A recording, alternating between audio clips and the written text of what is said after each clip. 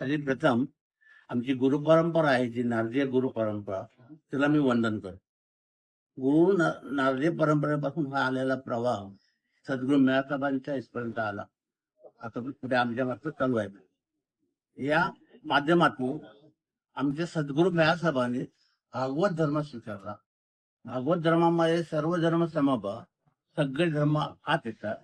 आणि आमचे देव मामले आहेत नाशिकचे, त्याने त्यांना उपदेश केला. त्याच्यानंतर मयेकरांनी त्यांचा उपदेश केला. हे सगळ्या गोष्टीमधून त्यांना जो अध्यात्म ज्ञान प्रगत झाले आणि त्याच्यापासून त्यांनी या ठिकाणी अध्यात्माचा प्रवास चालू ठेवला, तो आजपर्यंत चालूच आहे आणि चालू राहणार. इथे कोणत्याही प्रकारचा भेदभाव नाही. इथे ज्ञानातून, प्रवचनातून ज्ञान देणे आणि त्या ज्ञानातून प्रगत करणे आणि आपल्यासारखं मनुष्य करू. त्याच्यासाठी म्हटलंय, काळ कापे ज्याच्या नावे ते हे सद्गुरू जाणार. काळ कापला बाई, तसं यांच्या नावाचं जो पण प्रसंगी वेळ आलाय तर ते नाव प्रदक्षिण काळ थांबतो. त्याप्रमाणे युक्ती आहे ती. काळ कापे ज्याच्या नावे ते हे सद्गुरू तुकाराम महाराज म्हणून गेले. असे गुरुभक्त थोडे, त्यापैकी सद्गुरू मेळासाहेब आहे. आणि मेळासाहेबांची ही परंपरा आणि या ठिकाणी सावंतरीच्या या ठिकाणी आम्ही आता ते जिल्ह्याप्रमाणे मार्गदर्शनाप्रमाणे चालवत आहोत. ही अथांगपणे चालणारीच आहे.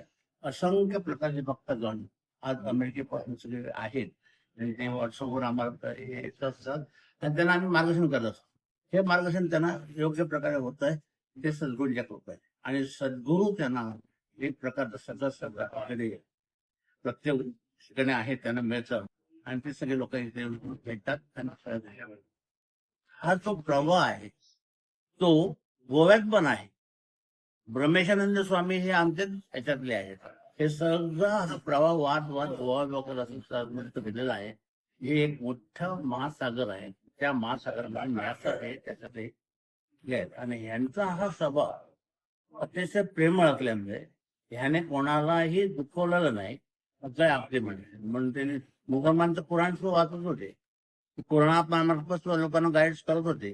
भगवद्गीता आणि त्यांची जास्तीत जास्त ज्ञानेश्वर त्यांचं लक्ष होता आणि ज्ञानेश्वरीचं प्रत्येक पान ते सगळं गोष्ट सांगत होते. आजही आम्ही ज्ञानेश्वरी बद्दल बोलतो, जय रामकृष्ण हरी म्हणतो. त्यांच्या हरिपाठामध्ये सुद्धा त्यांचा हरिपाठ पहिला आहे आणि तो हरिपाठ म्हटल्याशिवाय पुढच्या गोष्टी चालत नाहीत.